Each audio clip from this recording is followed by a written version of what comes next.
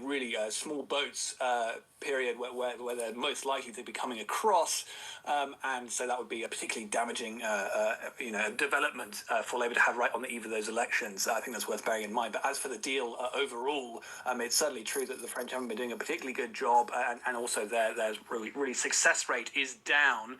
So in 2023, when Rishi Sunak first inked it, it was at about 47%. Now it's down to only 33%. That's in the first 3 months of this year. That's the figure for how many of the attempted crossings they are able to stop. And so, well, Shabana Mahmood is right to be trying to sort of improve the terms of the deal, but there's always this sort of structural blocker there, really, that the French don't really have much of an incentive to actually police it very robustly, because they actually are quite happy for these people to leave. And equally, how do we actually enforce the French police doing this? There's not really much of a mechanism for that. Well, indeed, there's no sort of payment by results kind of aspect to any of this, and it's hundreds of millions of pounds of taxpayers' money. Is there any sense that we'll get value from it, especially if they're reluctant to even sign a deal on this? Well, yes. Could you call what we've had so far good value? I mean, I don't think you could. A less than 50% hit rate. More of the arrivals are succeeding than are being stopped. So I think it is hard to make that case. Nevertheless, I mean, the Home Office might say that it is worth it to prevent just that number that are being prevented from coming in. But of course, what this always brings us back to is the question of why these migrants are so desperate to cross the Channel to Britain in the first place.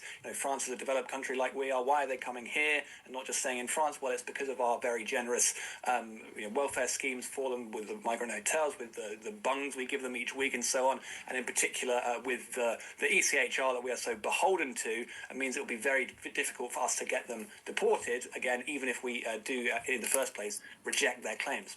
Laurie, tell us about this row involving Emily Thornberry. What's happening here?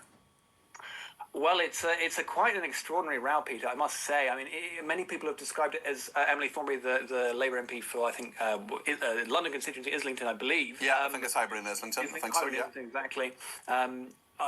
Really saying the quiet part out loud about migration. I mean, we are always told, aren't we, that this is good for the economy, that we need these workers to work in low-skilled professions and so on. What she has said in this sort of 1-minute sing-song video clip where she's walking around oddly empty areas of North London is actually the real problem here is not the effect on the economy of all this, but is the fact that these migrants and their children in particular are living in poverty. And so therefore the plans that the Home Office and Shabana Mahmood, the Home Secretary, are trying to get going, which is to reduce the numbers of those migrants who will be able to get indefinite leave to remain, to stay permanently, so we don't incur that fiscal burden.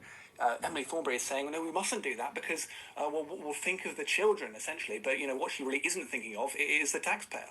Yeah, certainly. And we know that the policies of Reform UK, a number of other parties as well, the Conservatives haven't said they would do deportations per se, but this is a discussion certainly about deportation that is happening in the country and in the political firmament at the moment. From Emily Thornberry's perspective, how has this been received? Presumably completely tone deaf, as some of her pronouncements, not all of them, but some of them are often received.